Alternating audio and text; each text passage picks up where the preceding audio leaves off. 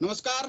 खास खबर में आज हम उस विषय की चर्चा करेंगे क्योंकि हाल ही में महिला दिवस आने वाला है, तो ऐसे में नारी प्रोग्राम में हम चर्चा को यहाँ पर लिया है और इस बिंदु के अंदर अलग अलग टॉपिक्स पर चर्चा करने की कोशिश करेंगे और ये देखेंगे क्योंकि नारी ने कदम जरूर बढ़ाया है, लेकिन अभी भी कई सब्जेक्ट, कई विषय ऐसे हैं जहां पर नारी को नए आयाम स्थापित करने, इस पर चर्चा करेंगे। लेकिन चर्चा करने से पहले देखते हैं ये खास रिपोर्ट।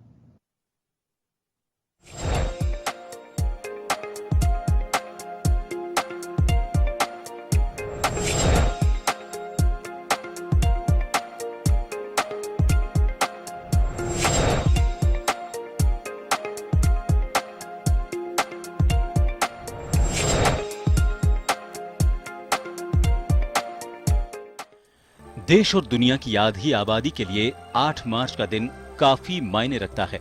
ये दिवस सबसे पहले अमेरिका में 28 फरवरी 1909 को मनाया गया। हालांकि कई देशों में महिला दिवस की शुरुआत महिलाओं को वोट दिलाने के लिए की गई थी। दुनिया के साथ यदि भारत की बात की जाए तो महिला दिवस को धूमधाम से सेलिब्रेट किया जाता है। इस सेलिब्रेशन के पीछे महिलाओं को उनकी क्षमता, सामाजिक, राजनीतिक और आर्थिक तरक्की याद दिलाने का मकसद है।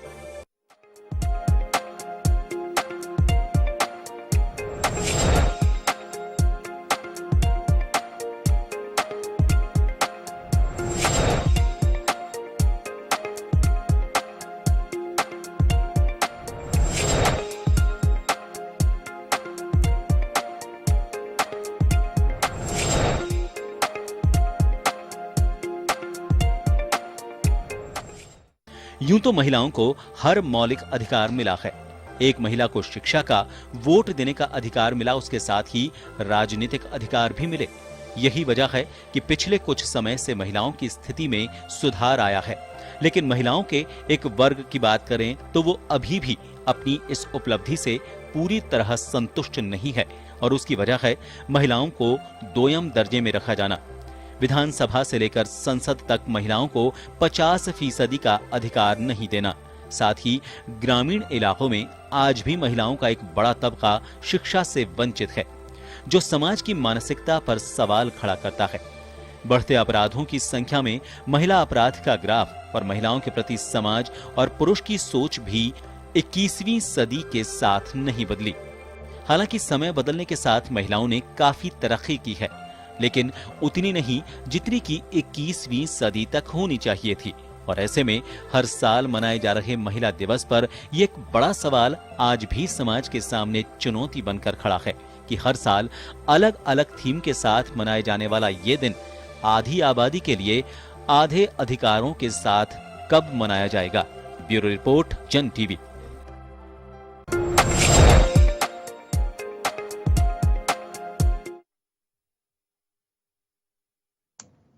तो देखा आपने, देश की आधी आबादी ने कितने आयाम छुए हैं।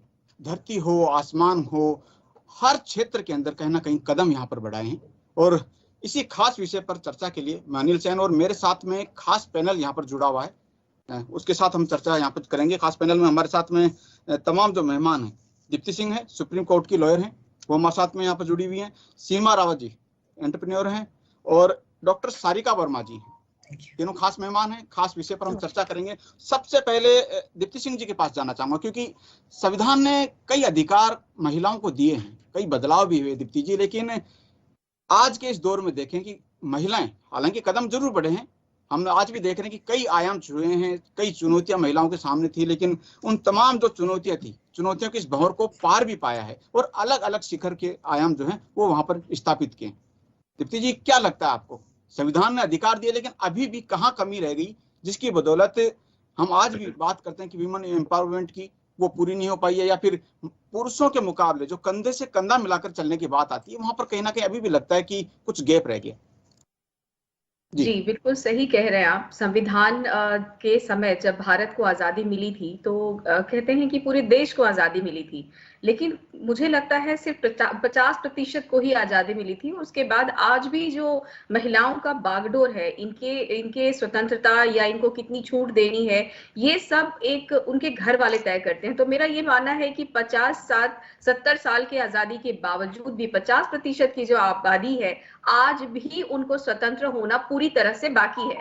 हम लोग आज भी कहीं ना कहीं एक इनविजिबल बेड़ियों के अंदर जकड़े हुए हैं। आप चाहिए तो संस्कार के नाम पे कह सकते हैं, घर की मान मर्यादा के नाम पे कह सकते हैं, बहुत सारी ऐसी बातें हैं जहां पे महिलाएं आज भी पूरी तरह से स्वतंत्र नहीं हो पाई हैं। और मुझे लगता है अभी और 70 साल गुजारने के बाद जो आयाम, वैसे आज ये समय बदला है, महिलाओं की स्थिति बहुत बदली है। एम्पावरमेंट की बात अगर कहें तो बहुत सारे जो लीगल एड्स मिले हैं हमें, बहुत सारे संविधान प्रदत्त जो अधिकार मिले हैं, उसे काफी हद तक महिलाओं को सपोर्ट मिलता है। लेकिन अगर लिटरेसी की बात करें तो लिटरेसी, आज हम लोग शहरों में रहते हैं तो हमें शहरों की आबादी दिखती है, पर हमारे भारत को माना जाए तो ये गांव का देश है। आज भी महिलाएं गांव में रहती हैं, उनके पति शहर में आकर जॉब करते हैं, काम करते हैं। अगर हम उन महिलाओं की बात करें तो वो अपना अधिकार तो तब मांगेंगी जब उनको अपना अधिकार पता हो। तो हमें यहाँ पे लिटरेसी भी आज भी कहीं ना कहीं स्ट्रगलिंग है हमारे देश में। संविधान चाहे जितना भी हमें स्ट्रांग बनाने की कोशिश कर ले, लेकिन कहीं ना कहीं हमारी जो डिसीजन मेकिंग पावर है स्टिल कहीं ना कहीं आज भी इन्फ्रिंज्ड है bye husband, bye father in law, चाहे घर का कोई और लड़का मुखिया हो। बहुत कम ऐसी औरतें मिलती हैं जो अपना डिसीजन खुद लेती हैं, तो उनको भी एक टैग मिलता है समाज में कि बड़ी मुखर है, बहुत वाचाल है, बहुत बोलती है, या बहुत out of the control lady है। अब ये देखिए ना, हम लोग भी अगर ऐसी महिलाओं को देखते हैं तो तुरंत से दिमाग में कुछ 2-3 पिक्चर्स बनते हैं, क्योंकि ये पिक्चर जो है ना क्रिएट किया हुआ है कि नारी जो है ऐसी होनी चाहिए। नारी के आज अपने चैनल पे मैं ये बताती हूँ कि मुझे ये लगता है कि हम औरतों को भी एक पता है कि औरतें ऐसी होनी चाहिए, ऐसी होनी चाहिए का जो डिजाइन तैयार किया गया है ना, एक जैसे दुर्गा जी का अगर हम लोग मूर्ति देखें तो हम सप्तशती में पढ़ते हैं कि दुर्गा के शरीर या दुर्गा के चेहरे में या उनके पूरे जो उनका चित्रांक किया गया है, सिमिलरली एक नारी का भी चित्रांक किया गया। एक औरत ऐसी ऐसी ऐसी होनी चाहिए, घर देखना चाहिए, बच्चों को देखना चाहिए, चुप रहना चाहिए, कम बोलना चाहिए, घर में पति आए तो उसका स्वागत करें, ये वगैरह वगैरह बहुत सारे लिस्ट हैं औरतों के ये मानदंड। अब उस बेड़ी जो इनविजिबल बेड़ियां हैं उसको क्रॉस करने के लिए अभी 70 साल में निश्चित तौर पे बदलाव बहुत आया है। आज देखिए तो हमारे जो संसद भवन है, हमारे हाउसेज में भी औरतें दिखने लगी हैं, जॉब में भी आप देखिए कॉर्पोरेट्स में भी महिलाएं दिखती हैं, यहाँ तक कि जो कॉर्पोरेट सेक्टर्स में रात को भी जहाँ पे जॉब होती है कई महिलाएं वहां भी काम करती हैं। चीजें बदली हैं, शायद इसलिए बदली हैं क्योंकि महंगाई बढ़ गई है और पुरुषों को ऐसा लगता है कि उनकी कमाई कहीं ना कहीं थोड़ी कम हो रही है, तो वो भी आजकल ढूंढते हैं कि जॉब वाली औरतें मिले तो अच्छा है। लेकिन वो जॉब वाली औरतों को भी एक इनविजिबल जो फ्रेम है उसके अंदर रखते हैं, इससे बात मत करना, उससे बात मत करना, रात को किससे बात कर रही हो, दिन को किससे, ये बहुत सारी चीजें हैं। बट ऑफ कोर्स चीजें बदली हैं और जहां तक मुझे लगता है गैप जो है अधिकार मिलना और अधिकार को जानना, इसमें गैप है। अधिकार है पर हम जानते ही नहीं तो मांगेंगे कैसे। आज भी औरतों को हमने देखा है कि एक एफआईआर लिखाने के लिए कितना स्ट्रगल करना पड़ता है, जबकि इसके ऊपर सुप्रीम कोर्ट ने क्लियर कट गाइडलाइन दिया है कि आप एक महिला हैं तो कहीं पे भी किसी भी पुलिस स्टेशन में 0 एफआईआर आप करा सकती हैं। आगे चर्चा चलेगा तो और भी बातें करूंगी इस बारे में, लेकिन जो आपने पूछा उसमें मैं जरूर मैं सारिका जी जानना चाहूंगा, आपने जो एक सवाल उठाया कि एक दायरा बना दिया जाता है परिवार की ओर से, समाज की ओर से, क्या दायरा समाज ही बनाता है या फिर, क्योंकि आज भी कई बार ये महिलाओं की मैं देखता हूँ कहीं पर काम होता है एक अलग से लाइन होनी चाहिए, ये विचारधारा भी कहने लगता नहीं कि कमजोर अपने आप को कर रही है? सारिका जी देखिए, thank you very much for having this programme. I am you know, मुझे यही लगता है कि 50% आबादी को सेलिब्रेट करने के लिए आज भी एक दिवस की जरूरत है। ये अपने आप में एक पूरे ह्यूमैनिटी पे मजाक है, एक प्रश्न है। अगर 50%, अगर आपकी मदर जिससे आप जन्मे हैं, अगर आज उसको भी आप इम्पोर्टेंस देने के लिए एक दिवस ढूंढ रहे हैं, अपनी वाइफ को, अपनी बेटी को, अपने 50% पॉपुलेशन को सेलिब्रेट करने के लिए आज भी एक दिवस हमें चाहिए, as if we were extinguished species, है ना, एंडेंजर्ड स्पीशीज की तरह। अगर आज हमें जरूरत है तो समाज को पूछना चाहिए कि कहाँ हम छोड़ के आ गए कि आज भी महिलाओं को सेलिब्रेट करने के लिए एक दिन चाहिए। Having said that, I mean, I'm happy because people like us जो आज यहाँ पे सीमा जी और दीप्ति जी हैं, we are all empowered women जो अपने अपने स्फीयर में बहुत तरक्की भी करे हैं और एक स्ट्रॉन्ग वॉइस है समाज में। बट जो आपने जो एक बात कही है ना, वो अपब्रिंगिंग से रिलेटेड है। जब बेटी माँ के पेट में होती है उस टाइम से शुरू हो जाता है, जब बोलते हैं कि भगवान तुमको बेटा दे। बेटी होने से, बच्चा होने से पहले ही बड़े बुजुर्ग कहते हैं कि तुम्हारा बेटा होना चाहिए। वो जो डाइवर्जन है वो उसी दिन शुरू हो जाता है, ताकि जब बेटी हो तो मदर है उसको शायद उससे कम खुशी मिलती है कि भाई मुझे सेकंड प्राइज मिला है। तो ये जो डिस्पैरिटी है ये फ्रॉम इंसेप्शन शुरू होती है, इसे हमें बदलना है। जिस दिन हम हर बच्चे को सेलिब्रेट करने लगेंगे, चाहे वो बेटा हो, चाहे बेटी हो, चाहे दूसरी बेटी हो, चाहे तीसरी बेटी हो, हम उसको अगर बोझ ना समझें, उस दिन हमारा समाज जो है तरक्की करेगा। क्योंकि जब तक आप इन यूट्रो वो मानसिकता नहीं बदलेंगे तो वो नहीं चेंज होगा। पीएनडीटीए एक्ट के तहत पिछले 30 वर्षों में बहुत इस पे स्ट्रॉन्ग कानून बने हैं, बहुत लॉज पास हुए हैं, बहुत इस पे एक्शन हुआ है। So much so that for the first time the census shows that we have more girl children than boy children in the country. This is for the first time that it has happened.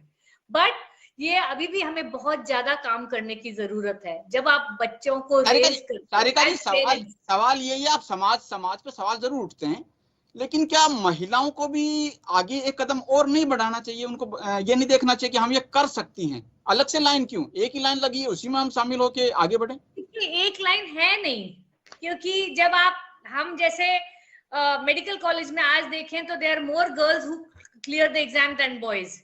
ज्यादा लड़कियां medical college में घुसती हैं क्योंकि लड़कियां पढ़ाई में ज्यादा concentrated होती हैं, फोकस होती हैं।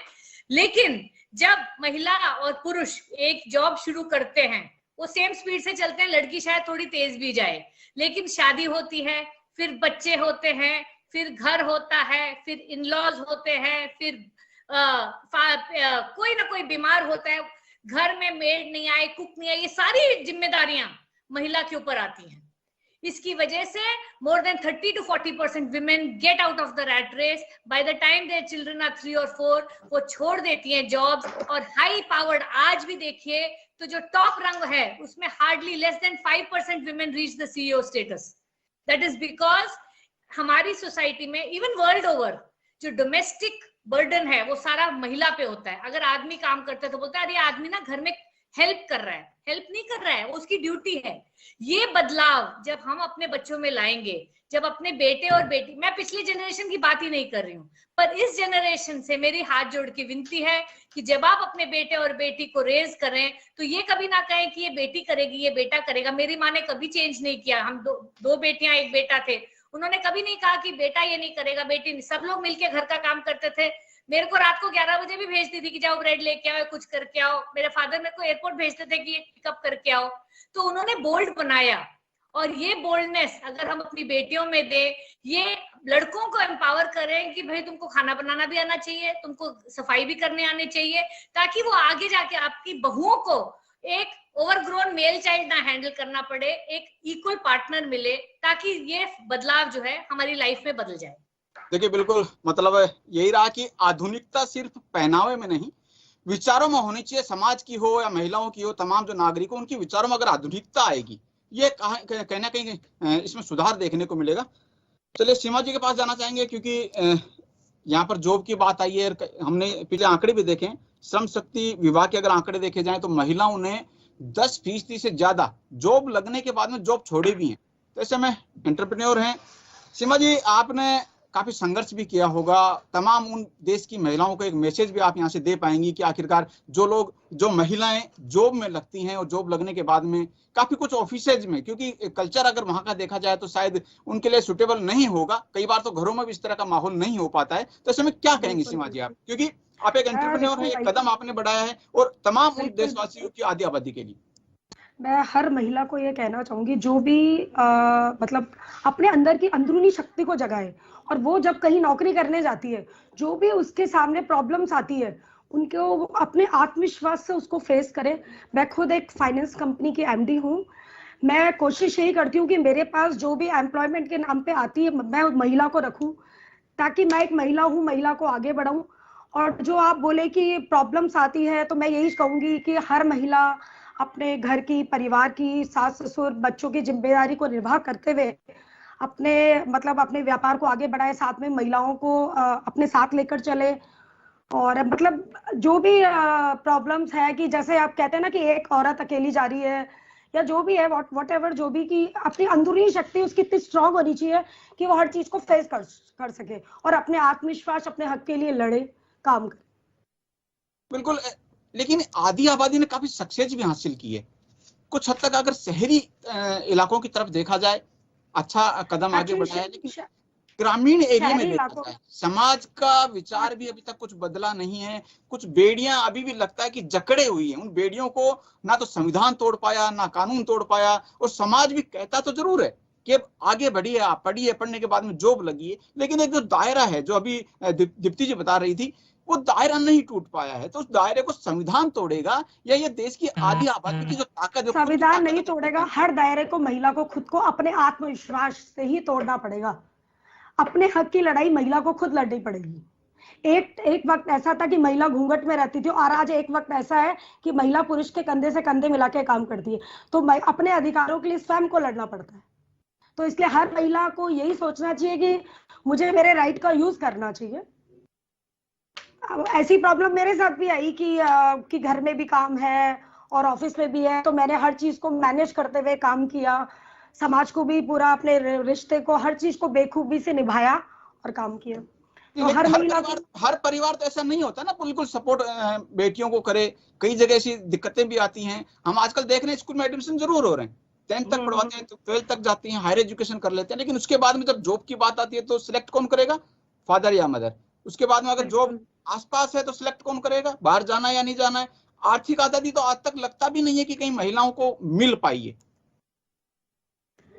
बिल्कुल सही है। जो मतलब अपने जो फादर मदर है, उनको जो लड़का लड़की का जो भेद है, अगर वो उसको खत्म कर देंगे ना, तो अपने आप हर लड़की, हर महिला आगे बढ़ेगी। पति को भी चाहिए कि वो औरत को सिर्फ ये ना समझे कि वो घर का काम करे, उसको आगे बढ़ाए, अपने साथ अपने बिजनेस में आगे बढ़ाए, कहीं नौकरी करने के लिए जाने दे। तो अपने आप ही जब पति साथ देगा, माँ बाप साथ देंगे, सास ससुर साथ देंगे, तो हर महिला अपने आप आगे बढ़ेगी और महिला का दायरा ऑटोमेटिक आगे बढ़ जाएगा। दीप्ति जी से बात करते हैं। दीप्ति जी, आप तो सुप्रीम कोर्ट में हैं, एक बड़ी भूमिका आप लोगों की है और लॉयर भी हैं, तो ऐसे में ये भी एक तरह से जिम्मेदारी आप लोगों की हो जाती है। जो लोग नहीं पहुंच पाते, जिनको नॉलेज नहीं है, कानून की जानकारी नहीं है, या फिर आपकी जो अदर जो महिलाएं हैं उनको आगे बढ़ाने की अगर कोई कठिनाइयां वहां पर आती तो आप वहां तैयार भी रहती होंगी। समाज की ये ताना बाना जिस तरह से चला आ रहा है, ये चैलेंज भी बना हुआ है।